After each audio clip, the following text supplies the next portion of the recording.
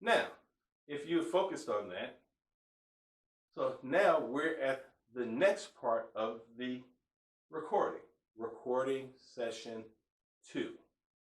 Now, recording session 2, you're going to be asking the customer questions. Now, why do we take the time to ask the customer these questions? One, because when you first started talking with the customer, uh, you've come in, you've developed some rapport with them, you've gotten a refreshing drink, hopefully, and you've told them why that you've gotten into the business. So you're telling them on the front end, it's more about them getting comfortable with you, telling them a little bit about yourself, and now you want to find out a little bit about them, particularly as it relates to have they made funeral arrangements or not. And so the questions are right here. Have you ever had to make funeral arrangements before? Now, there are going to be a lot of people that are going to tell you, no, I've never had to make it. Great. I'm glad you have not had to go through that. But that's why I come and do this. So people like you who haven't had to make funeral arrangements don't have to come in on the worst day of their life and make the most difficult decisions of their life.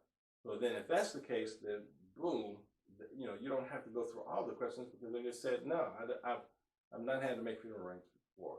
But if they said, oh yes, I've had to make a funeral arrangement, if you don't mind me asking, who are they for? And so they'll tell you, well, my mom, sister, brother, uncle, cousins.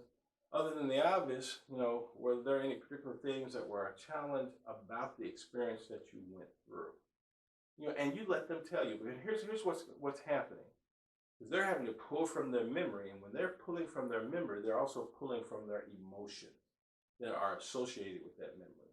So the emotions of loss, the emotions of frustration, the emotions of conflict that they had to deal with, they'll start talking to you about that and how it made them feel and what they experienced.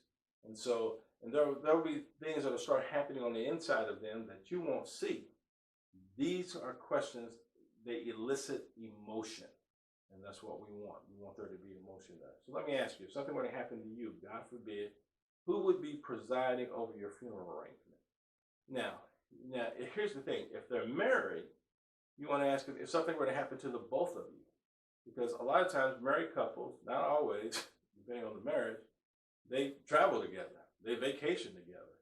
So, if something were to happen to both of you, who would actually be taking care of the arrangements? And they might tell you, listen, my daughter is going to be taking care of it. My cousin, uncle, nephew, sister, brother is going to be taking care of it. And so one of the follow-up questions you want to ask is, do they know? Do they know they're going to be taking care of it? And a lot of times they'll be like, well, no, they don't really know. I haven't really talked to them about it, but I'm going to. Okay, all right.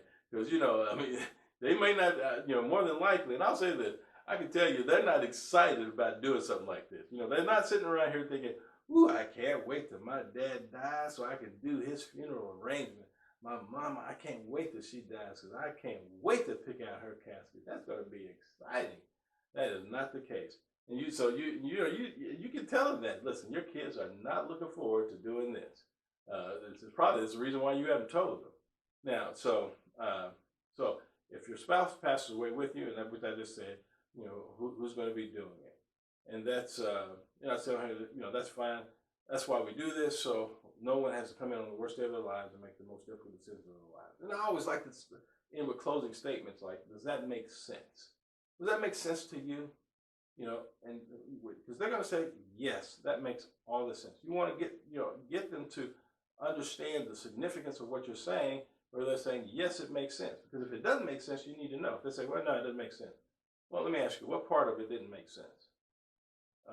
And listen, you're not going to get people that say that it doesn't make sense. But if they do say, well, no, it doesn't make sense. What part doesn't make sense? Well, when you said my kids, whatever, they're not going to say that. But if they did, you want to respond to that. So this is session 2. You want to ask these questions with your partner or with the person that you're filming your presentation with to make sure that you get this. It shouldn't take long for you to do this, but you need to take care of and record this session as well, session 2. So go ahead and just work on that, record that today, and send that to me. You can send it to Joel Miller at Freedom Life FG for Financial Group, freedomlifefg.com. and either I or one of our staff will review that. But go ahead and begin to work on that now. And you can pause, and then after that, we'll go to the next video portion. Thank you.